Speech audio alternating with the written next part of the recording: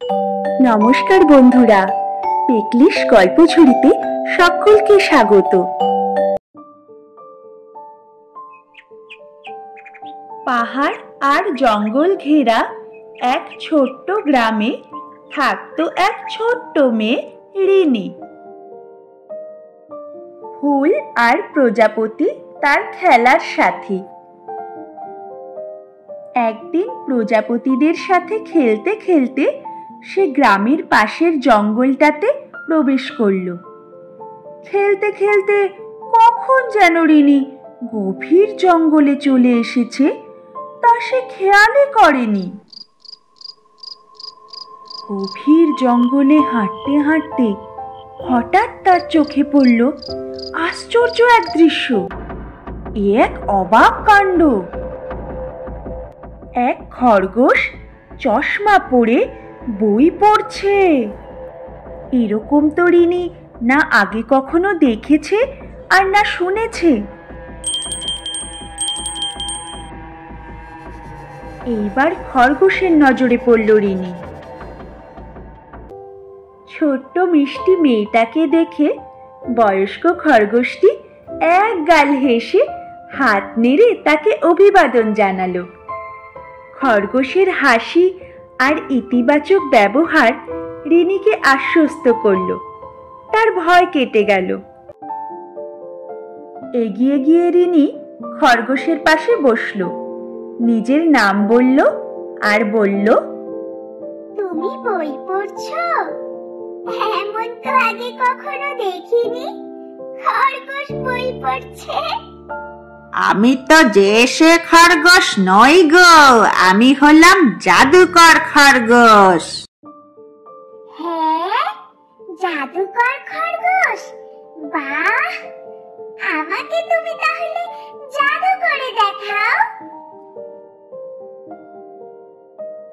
আমি তো সবাইকে জাদু দেখাই না।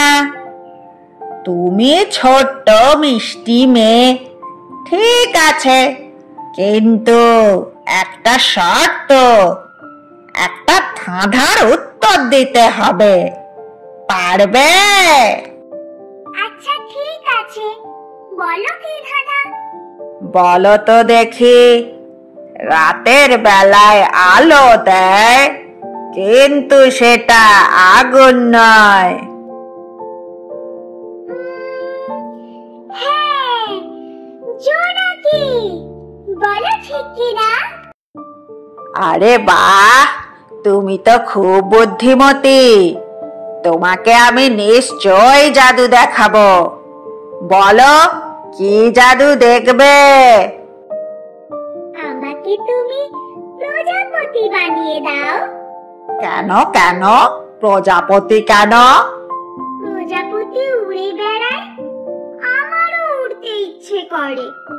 বেশ, তেরিং বেরিং রিনি, হয়ে যা প্রজাপতির রানী।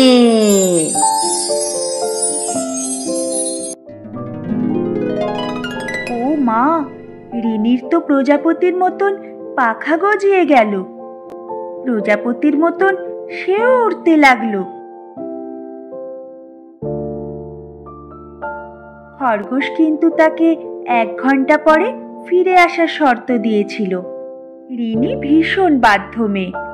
ঠিক সময়ে সে খরগোশের কাছে ফিরে এলো। খরগোশ রিনিকে বলল, ভালো করে মন দিয়ে পড়াশোনা করলে আমি রোজ দেখা দেব আর নিত্য নতুন জাদুও দেখাবো। রিনি খুশি হয়ে সম্মতি জানালো। এরপর তাদের দুজনের রোজ দেখা হতে থাকলো। কত গল্প, কত মজা তারা করত। আর রিনি মন দিয়ে লেখাপড়া করছে বলে খরগোশ তাকে নানান জাদু দেখাতে থাকলো। গল্পগুলো তোমাদের কেমন লাগছে জানিও কিন্তু। ভালো লাগলে লাইক, কমেন্ট, শেয়ার আর অবশ্যই সাবস্ক্রাইব করো।